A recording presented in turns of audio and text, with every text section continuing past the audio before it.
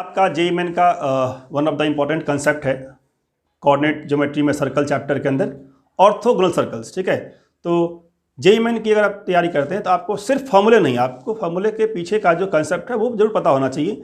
नहीं तो कई बार ऐसा होता है कि क्वेश्चन में थोड़ा सा ट्विस्ट कर देंगे, थोड़ा सा चेंज कर देंगे और फॉर्मूले को आप कहीं ना कहीं इतने अच्छे से अप्लाई नहीं कर पाएंगे। ठीक है ना, तो आपको पता होना चाहिए कंसेप्ट क्या होता है। तो ऑर्थोगोनल, और ये सारे के सारे वीडियोस आपको एक जगह मिल जाएगा, ये जो मेरा ऐप है वहाँ पे आप देखेंगे ऐप में। तो एक साथ ही जितने भी इंपॉर्टेंट कंसेप्ट्स हैं मैं ट्राई करूँगा उन सब पे ये स्मॉल वीडियोस मैं रिकॉर्ड करके उसमें वहाँ पे प्लेस करूँगा, सो दैट आप जब भी रिवाइज करते हैं तो आप उन सारे कंसेप्ट्स को वन बाय वन रिवाइज करिए और फिर प्रॉब्लम सॉल्व करिए। ठीक है ना, तो क्या होता है आपका ये ऑर्थोगोनल सर्कल्स। तो अगर दो सर्कल आपने लिया और दो सर्कल इंटरसेक्ट करती हैं किसी पॉइंट पे, ठीक है, ये to circles intersecting at A point. तो अगर दो सर्कल किसी पॉइंट पे कट करती हैं तो उस पॉइंट पे उनके बीच का एंगल, अब सर्कल्स के बीच का एंगल कैसे निकालेंगे आप? तो जिस पॉइंट पे कट करती है उस पॉइंट पे टेंजेंट ड्रॉ करते हैं। क्या ड्रॉ करते हैं? टेंजेंट। तो उन टेंजेंट्स के बीच के एंगल को बोलते हैं एंगल बिटवीन सर्कल्स। ठीक है, जिस पॉइंट पे वो कट करेंगी सर्कल्स उस पॉइंट पे टेंजेंट ड्रॉ कर दिया मैंने। देखिए, एक रेड कलर से ड्रॉ कर दिया, एक ब्लू से ड्रॉ कर दिया, ब्लैक से ड्रॉ कर दिया। तो ये जो दो टेंजेंट मैंने ड्रॉ किया, अगर ये दो टेंजेंट के बीच का एंगल, दो टेंजेंट के बीच का एंगल अगर 90 हुआ तो सर्कल्स आर कॉल्ड ऑर्थोगोनल। तो ये सिंपल सा कंसेप्ट होता है कि अगर दो सर्कल किसी पॉइंट पे कट करती हैं तो उनके बीच का जो एंगल है वो एंगल 90 का है, दैट मीन्स वो सर्कल्स आर ऑर्थोगोनल। अब एंगल 90 होने का मतलब किसके बीच का एंगल है? Angle between tangents. ठीक है, चाहे वो दो सर्कल हो, चाहे वो दो कोई भी दो कर्व हो, अगर दो कर्व कट करती है किसी पॉइंट पे तो वहाँ पे जो टेंजेंट ड्रॉ करेंगे उनके बीच का एंगल 90 होगा, तो कहते हैं ऑर्थोगोनल कर्व्स। यहाँ पे सर्कल है, सर्कल में थोड़ी स्पेशलिटी होती है। क्या होती है स्पेशलिटी? देखिए, सर्कल्स में खास बात क्या होती है कि अगर टेंजेंट्स आर एट 90 डिग्री, इसका मतलब ये जो आपका टेंजेंट है किसी एक पे, ठीक है, मान लेता हूँ मैं इसको सर्कल फर्स्ट कहता हूँ, ठीक है, इसको सर्कल सेकंड बोल देता हूँ। तो C1 पे जो टेंजेंट मैंने ड्रॉ किया वो C2 के टेंजेंट पे नॉर्मल होगा, परपेंडिकुलर होगा। ठीक है ना, तो इसका मतलब C1 पे जो आपका टेंजेंट है वो C2 पे परपेंडिकुलर होगा। तो अगर C1 C2 किसी पॉइंट पे कट करती हैं और दोनों के टेंजेंट्स परपेंडिकुलर हैं, इसका मतलब ये हुआ कि C1 वाला जो टेंजेंट है वो C2 का नॉर्मल हुआ और C2 वाला जो टेंजेंट है वो C1 का नॉर्मल हुआ, क्योंकि जिस पॉइंट पे कट करती हैं उस पॉइंट पे एंगल 90 का है। ठीक है, और अगर नॉर्मल होती है तो नॉर्मल कहाँ से पास करती है? पास करती है सेंटर ऑफ सर्कल से। तो इतना पता लग गया कि ये जो दो टेंजेंट्स हैं वो एक दूसरे के ऊपर नॉर्मल हैं। पहले का टेंजेंट दूसरे पे नॉर्मल, दूसरे का टेंजेंट पहले पे नॉर्मल। ठीक है, तो नॉर्मल कहाँ से पास करती है? सेंटर से पास करती है। तो ये आपका हो गया सेंटर ऑफ द सर्कल, मान लिया C1।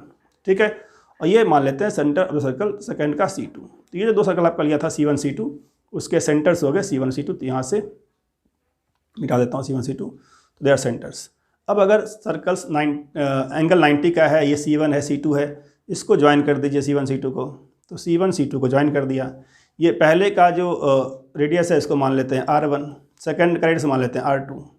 ठीक है, तो अगर एंगल 90 का है तो क्या मतलब इसका हो गया? सो यू कैन से कि थीटा अगर 90 का है तो by Pythagoras theorem you can say कि R1 का स्क्वायर प्लस R2 का स्क्वायर इक्वल टू क्या आएगा?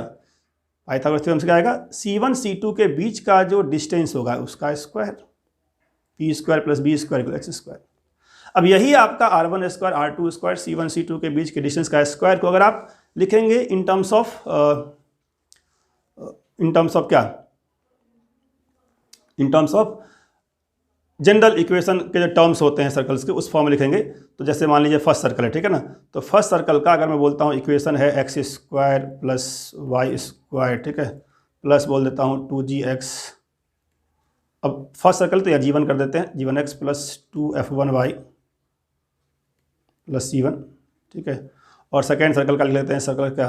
x square plus y square plus 2g2x plus 2f2y plus c2 equal to 0। तो अगर आपने सर्कल का इक्वेशन दिया हुआ अगर आपको, तो अब यहाँ से आपको सेंटर और रेडियस मिल जाएगा। सेंटर रेडियस का वैल्यू इसमें पुट करेंगे इस वाले में, किसमें, r1² r2² वाले में। तो यहाँ से जो रिजल्ट आता है वो रिजल्ट आता है आपका g1 g2। तो क्या आपको मिलेगा, यहाँ से मिलेगा आपको result, that is equal to क्या होता है, वो होता है यहीं से मिलेगा, ठीक है। यहाँ से सॉल्व करेंगे तो मिलेगा g1 g2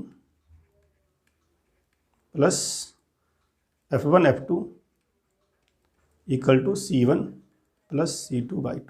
तो ये जो रिजल्ट है, हम लोग ये रिजल्ट डायरेक्टली तब यूज करते हैं जब आपको सर्कल का इक्वेशन दिया हुआ है इस फॉर्म में।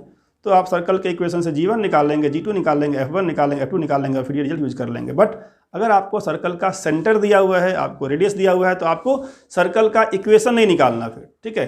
फिर क्या लगाना आपको, फिर लगाना आपको r1² r2² equal to c1 c2 के बीच का डिस्टेंस, उसका स्क्वायर।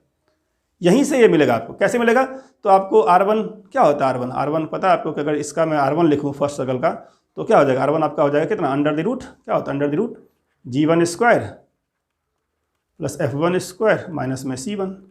ऐसे आपका r2 होता है, ठीक है। c1 क्या हो जाएगा सेंटर, इसका सेंटर हो जाएगा आपका माइनस में g1 कॉमा माइनस में f1। तो ये माइनस में g1 माइनस में f1, उसका सेंटर हो जाएगा माइनस g2 माइनस f2। इसका r2 हो जाएगा under the root g2² f2² minus c2। उन सारी चीज़ों को यहाँ पुट करेंगे, r1 की जगह पे, r2 की जगह पे, और c1 c2 क्या है, डिस्टेंस फॉर्मूला लगा कर निकाल लेंगे। तो सॉल्व करने फाइनली आता है g1 g2 f1 f2 equal to c1 plus c2/2। ठीक है, तो ऑर्थोगोनल सर्कल का बहुत ही बढ़िया क्वेश्चन है ये, समझने के लिए कंसेप्ट को। तो अगर आपने कंसेप्ट समझ लिया है तो आप इसको ट्राई करिए, और अगर कंसेप्ट नहीं समझा है तो एक बार पहले कंसेप्ट वीडियो देख लीजिए, तो आप समझ पाएंगे कि ऐसे क्वेश्चंस कैसे सॉल्व करना है, ठीक है।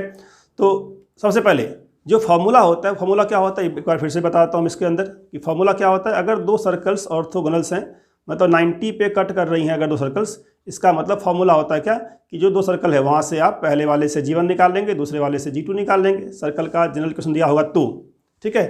बट यहाँ पे इस क्वेश्चन में जनरल इक्वेशन नहीं दिया, ये इसकी डिफिकल्टी कर दी इन्होंने। तो g1 g2 plus f1 f2 equal to क्या होता है, c1 प्लस c2/2। तो ये जो फॉर्मूला है वो तब आप लगा पाएंगे इजीली अगर आपको सर्कल का इक्वेशन दिया होता है। यहाँ पे क्या किया इन्होंने, इक्वेशन नहीं दिया, तो कहीं ना कहीं इसको लगाने में आपको डिफिकल्टी फील होगी अगर आप कंसेप्चुअली स्ट्रांग नहीं है तो, ठीक है। अब इसी क्वेश्चन को मैं दिखा रहा हूँ आपको कंसेप्ट के अकॉर्डिंग। कंसेप्ट क्या था कि अगर सर्कल्स 90 पे कट करती हैं, अगर सर्कल्स 90 पे कट करती है तो कहते हैं ऑर्थोगोनल होती है।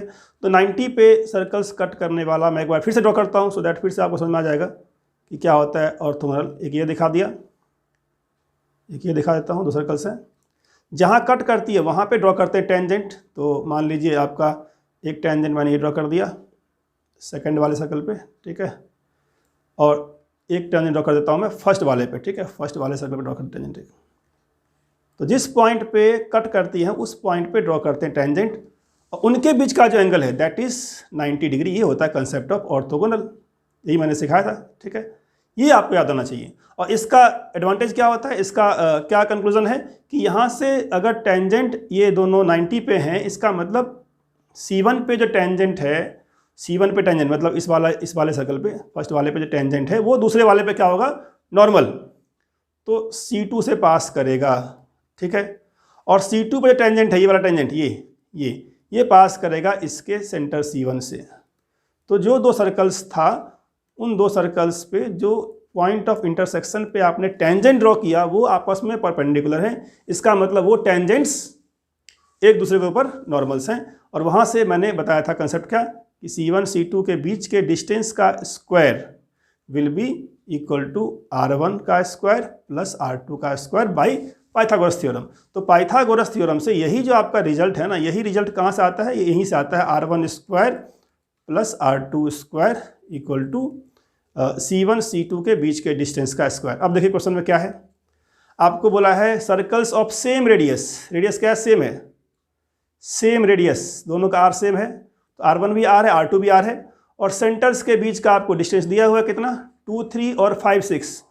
तो 2 3 5 6 के बीच का डिस्टेंस निकालना मुश्किल नहीं है, डिस्टेंस फॉर्मूले से निकाल लेंगे आप।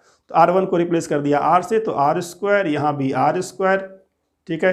क्या आ जाएगा, C1 C2 के बीच का डिस्टेंस का स्क्वायर, डिस्टेंस क्या आएगा, तो 5 में से 2, 5 माइनस 2 उसका स्क्वायर, प्लस क्या आ जाएगा, ये 6 माइनस 3 उसका स्क्वायर, तो 6 माइनस 3 का स्क्वायर, ठीक है, अंडर रूट आएगा उसके, लेकिन स्क्वायर लगा हुआ है तो हट जाएगा। तो फाइनली 9 और कितना हो जाएगा ये 9, तो 9 एंड 18, तो 2r² आपका 18 हो गया, r आपका 3 हो गया, नॉट -3 क्योंकि रेडियस है तो नेगेटिव वैल्यू नहीं होगी, ठीक है।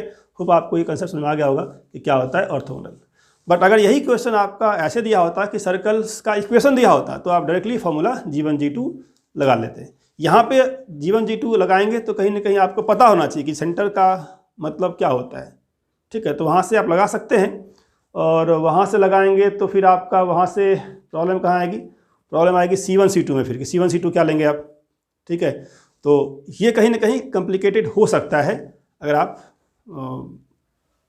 वहाँ से ट्राई करेंगे तो, लेकिन अगर यहाँ से ट्राई करेंगे तो बहुत ही जल्दी सॉल्व कर लेंगे। तो यही ट्रेड ऑफ करना होता है एग्जाम के अंदर कि आप किस तरीके से क्या अप्रोच लेते हैं कि प्रॉब्लम जल्दी हो जाए सॉल्व। तो डिपेंडिंग ऑन सिचुएशन आपको कंसेप्ट अप्लाई करना है, ठीक है, सिर्फ फॉर्मूले से बात नहीं बनेगी।